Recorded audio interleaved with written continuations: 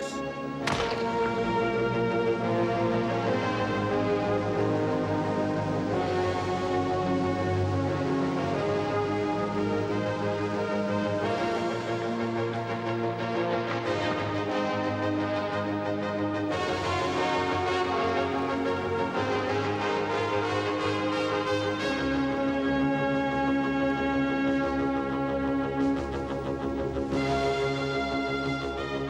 Over 7 days, 18 men and women compete in a variety of events staged amidst the dramatic and beautiful scenery of Wales. England's captain is former undefeated world champion boxer Terry Marsh. Scotland are led by international rugby football star Gavin Hastings. An Olympic cross-country skier, Ruben Kraull, is skipper of Holland. Leading France is another Olympic winter sportsman, speed skater Jean-Noël Fagot. Commonwealth Games canoeist and world superstars competitor Alan Bates is Northern Ireland's captain. The leader of Wales is former rugby international outside half Gareth Davies. Introduced by John Taylor and Stella Meyer-Thomas.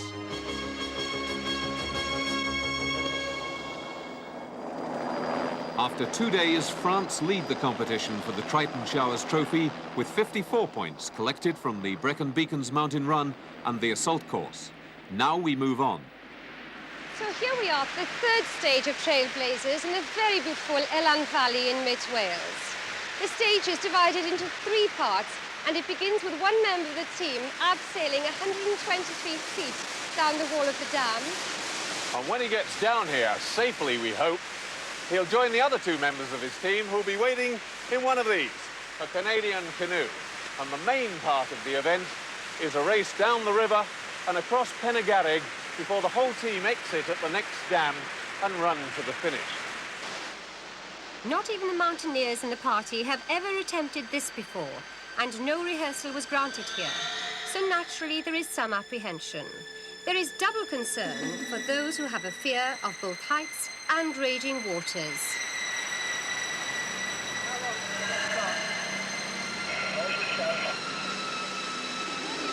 To the start, 30 seconds.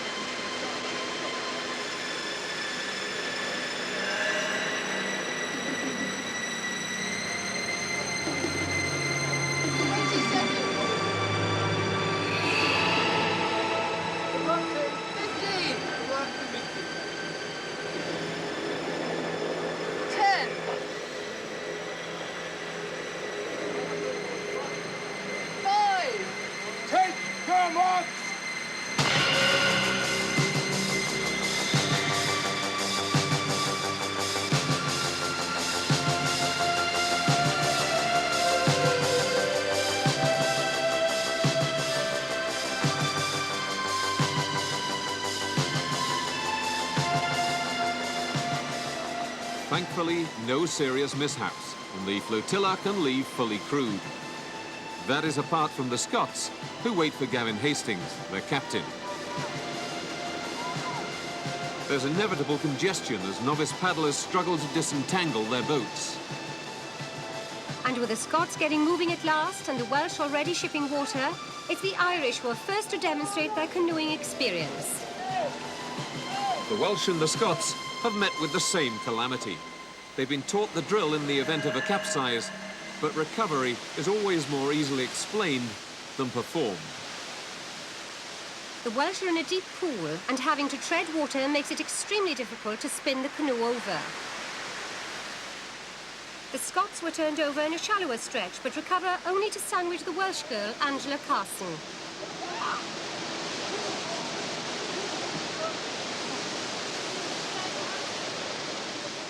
The Caledonian canoeists are away again, but they're only marginally more successful than their still badly floundering Cambrian opponents. The Irish lead the way out of the creek towards the open lake, closely pursued by the team from the Netherlands. There are able canoeists in both boats, but the Northern Irelanders have the edge in experience.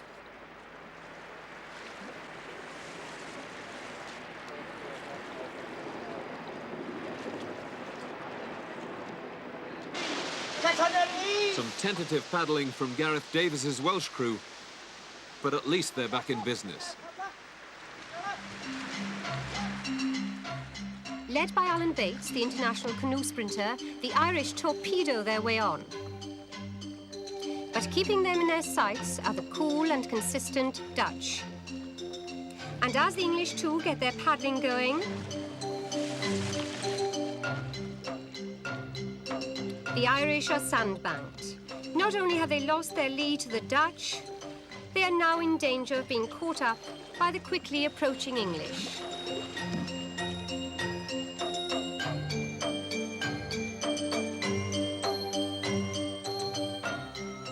The Dutch lead is stretched to 100 metres before the Irish get away. But the sprinters start chasing the Dutch again and succeed in keeping England at bay. English captain Terry Marsh's teammates are all-round athletes Mandy Doboj and Dave Clark. French captain Fagot with Louisa Stiger and Luc Bellon. Gareth Davis's Welsh crew are at the back of the fleet, and although they're finding some coordination at last, they are tiring. And the French, who've taken a different route round the island, now have a lot to make up.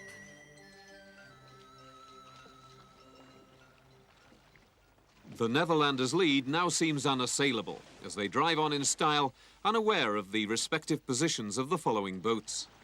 Having a private battle in third and fourth places are England and Scotland, whilst ahead of them, the Irish have another spot of bother. Even the most brilliant canoeists can do little with a leaking boat. And for the moment, they surrender to England. Scotland are holding on to fourth place, whilst it's the turn of France to take a pit stop, with weary Wales still trailing far behind. The dogged Dutch now have an enormous lead, which, barring mishaps, they should retain on the scramble to the finish. The Pennegarrig Reservoir presented no problems to the Dutch trio.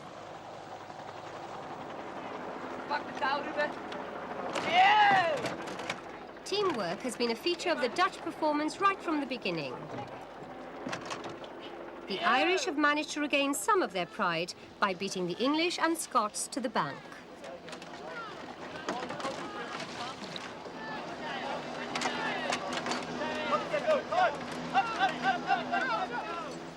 The three crews challenging for second position behind the Dutch now engage each other in what becomes the Battle of the Wall.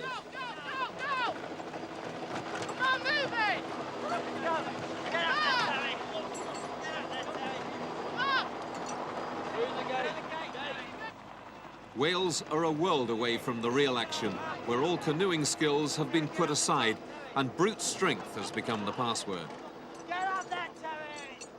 Surprisingly, the Scots, last to beach their boat, are first to get away. Hold it, Terry. And it's dry land at last for the French. A fine show by Ruben Crowell and his two all-rounders Irma Schwarzkreuz and Pim van der Bos. The triumphant Dutch, 50 yards from the finish, and their first team win in the competition.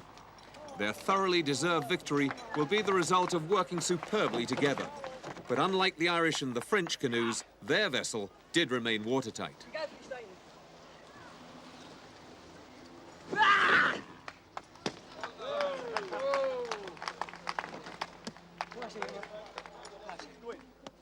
For the Welsh, their victory on the first day now seems a long way off.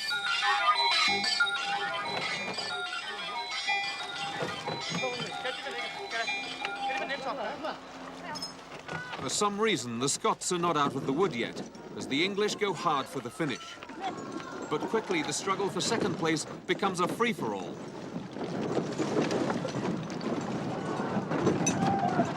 The rules require the canoes to be hauled to the top of the bank, and all three team members must finish together. Yes! Yes! Brilliant! So the Scots defeat the English, who'd been their close rivals, and indeed the Irish, who'd set out as favourites. But they finish quite a way behind the magnificent Dutch. For the Welsh, it's a much less happy state of affairs. With their energies drained by their recovery from that early capsize, they have little enthusiasm for scaling walls, especially with a boat that to them feels as heavy as lead. Misery for the Welsh and glory for the Dutch. Terrific team effort. Yes. First No, aid. we have a lot of water in Holland. Not so A rocky, lot but ahead on the water by the canoeing. So I thought the canoe guys would be far ahead of us, but We really needed to do well today on this canoeing. Got into the boat, we started paddling away, and I shouted, "Jeez, Pete, come on, paddle, there's some water coming into the boat." And we kept going and kept filling up, and we had to stop twice during the race. It was one of our best events. I stick the doddle. A doddle? Yeah. We was going along just saying how easy it was. Position. But we had a picnic halfway, you don't see it. Yeah. You got away very cleanly from the bottom of the abseil. yeah, no problem.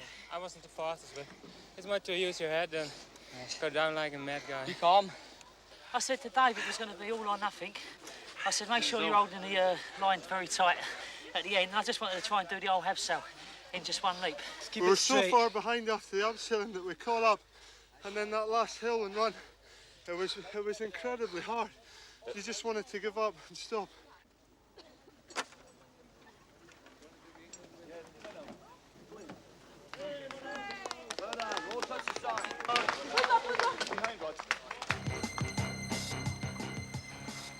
Oh, bloody hell.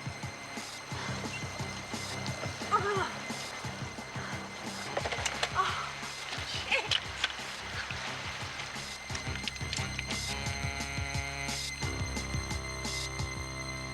We actually started dragging it just one end, and then we put the whole thing on the ground and dragged it. So the boat seemed to have stood up to that quite well. There's no way you could put a hole like that in the boat on the flat at the start. You know, I mean, that was definitely in the boat. So where's the problem on this boat? It's a hole, and the ship become full of water. And this boat was weak at this point. The plastic was weak. And, it's a shit boat.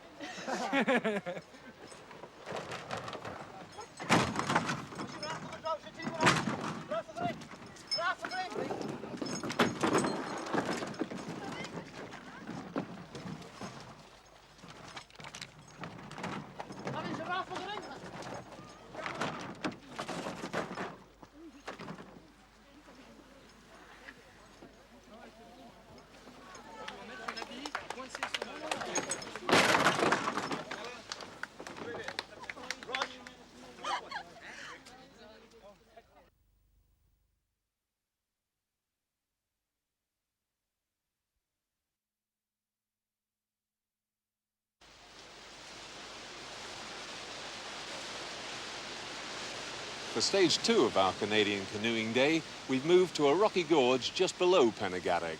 And this is a much shorter course. In fact, it's a sprint in their canoes to the finish. But before they can get started on that, they have to get themselves and the canoes into the water. And that's not quite such an easy task because the water's 30 foot below us. And I know that Gareth Davies, the Welsh captain's not too happy about the thought of jumping in, although that's by far the quickest way. But if we were to do it, Stella, he wouldn't have any choice, would he? He wouldn't. I'm game. Are you game? I am. Come on, then. Let's go. Are you ready? Yeah.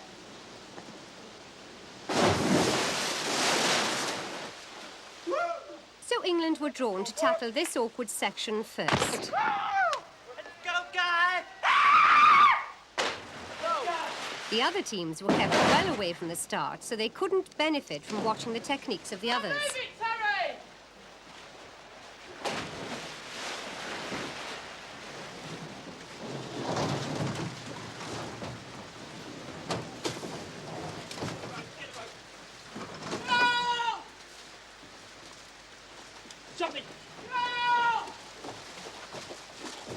I was going to run along the line, but I slipped in right at the start, so I just carried on. And I see And Terry got there instead. the line was actually floating, so I grabbed hold of it and went up there. Well, did it go as planned? Well, we don't know. It was a method we thought we'd give a try. It could be a good method or a bad method. Only time will tell. We had a couple of little hiccups, but I mean, considering, you know, what could go wrong, it went really well, didn't it? We're the guinea pigs. We went first. So they're going to learn by our mistakes. So this really is just a nasty little stage, isn't it?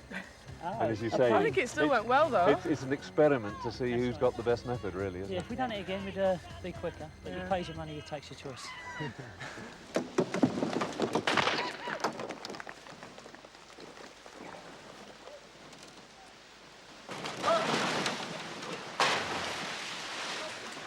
Unlike the English, the French attempted to lower their boat.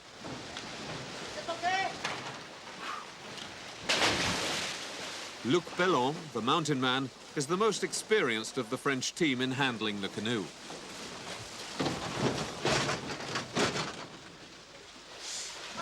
At the beginning, we didn't go as we planned.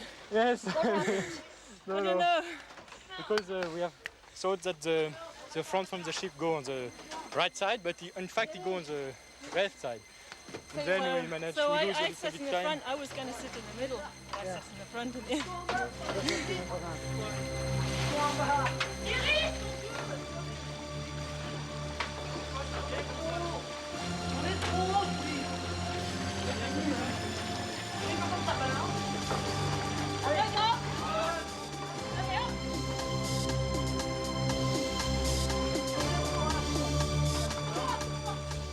And you're happy with your speed? Oh, yes, I don't know what happened with the time. Well, we'll see the times of the I others. think you're second to the first team, but we'll see. 8 seconds slower than England. So the French failed to beat the English. Can the Dutch do better? Well, the big problem was that I had to jump. And that was the only problem they forgot. But she jumped.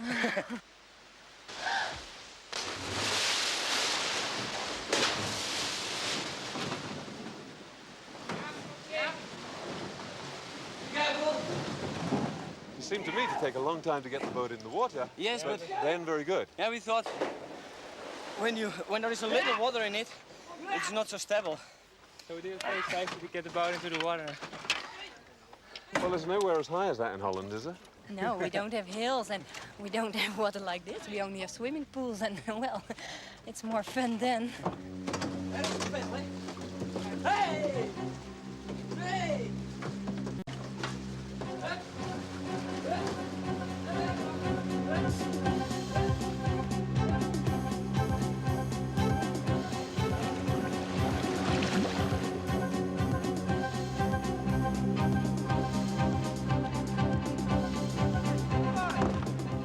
No problems, and the Dutch, who were dreading today's events, have surprised everybody, including themselves, with another high-quality performance. 205 fastest so far.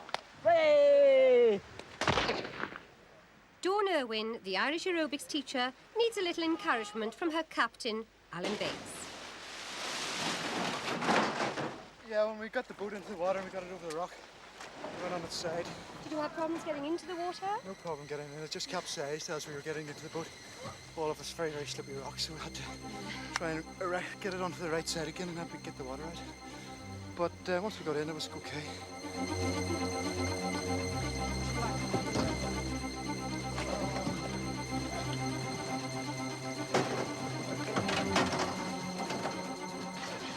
Peter Spence, in the purple life jacket, has a canoe-making business at home. Now, will the combined canoeing expertise of Spence and Bates help to lift the Irish from the bottom of the points table?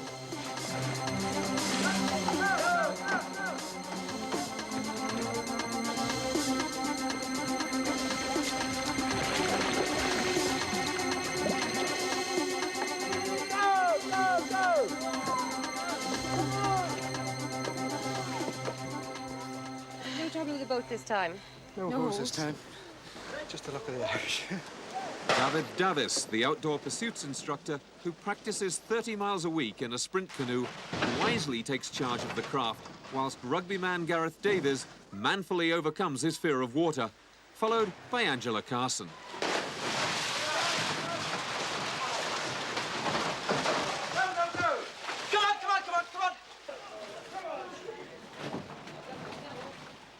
We planned to lower the boat in and David to drag it over the ropes and both of us jumping in and everything went to plan. We were in the boat, I think, well, I'd imagine as quick as anybody else. Maybe we hadn't planned the second bit. That was the trouble. We'd only planned the first bit. Wasn't in the script. And possibly we were all pushing to get off the rocks and that may have tilted us over, I don't know, but it's pretty cold in here. No, Björk! No, Björk! David, problems with the left leg? Yeah, well, I hurt it in the previous stage, but it's hurting like hell now. It really is hurting now. I don't know. I must have bashed it again. You're lucky you can feel your legs. You can feel mine. Very cool. Stage is all separate scoring. Yeah. Better hopes for the next one? Well, it can't go any worse. I think the last two we capsized Last both, in so both. let's hope that we can stay on the surface of the water this time.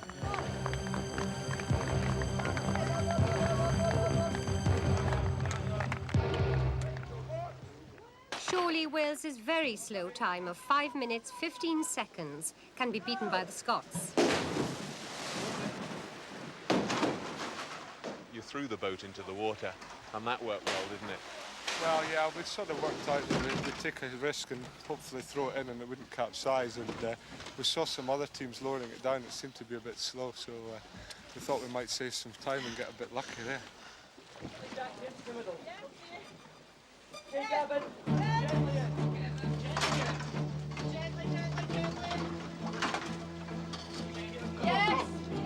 That really couldn't have gone more smoothly, could it? Well, no, I don't think so. Pretty I mean, good. it was quite tight round there. Tony was obviously doing the steering, but Steering was tough. He wasn't steering at all. He drove you straight at the rock. That was probably the 3 seconds. That was. well, Don't make me feel bad. it was good fun. I mean, that's the easiest thing we've done so far. It's nice to have something easy in this, isn't it? But the next stage will be pretty tough, I think. It was good fun. Oh, the water's cold.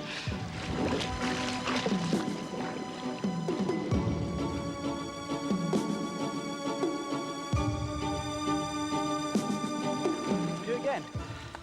I think we'd beat that time if we did it again, wouldn't we? Yeah. I'd steer straight. So that's okay. We're second. Good. We'll win the next stage. It's been a long, hard day for the competitors, but now for the final stage of the competition, a fast sprint across the lake.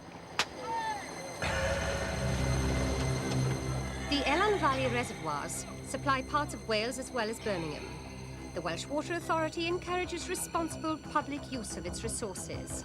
Hence, a competition of this kind can only take place under their strict control. The valley has some of the most beautiful scenery in Britain, and Welsh Water welcomes tourists to its visitor centre, where conservation work is demonstrated in a permanent exhibition. Sightseeing will have to wait for the moment, though, as our competitors end their most strenuous day so far. It's a day which belongs to the Dutch, getting their 3rd victory in a row.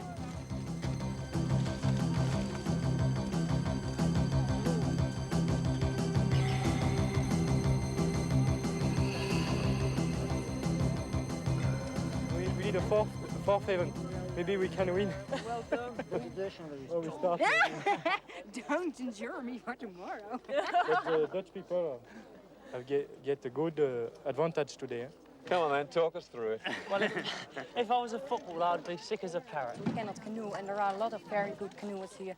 So we thought, oh gee, we had to work all week to get our points. And look at us, today our points. Oh, we're so happy. The West Wales coast provides the arena for the next set of challenges, some traditional and others novel. Then it's on to Snowdonia for tests of skill and stamina on the lakes and in the forests. And already at the halfway stage of this competition for the Triton Showers Trophy, the points are very broadly distributed indeed. At the top of the table, Holland is the country to beat.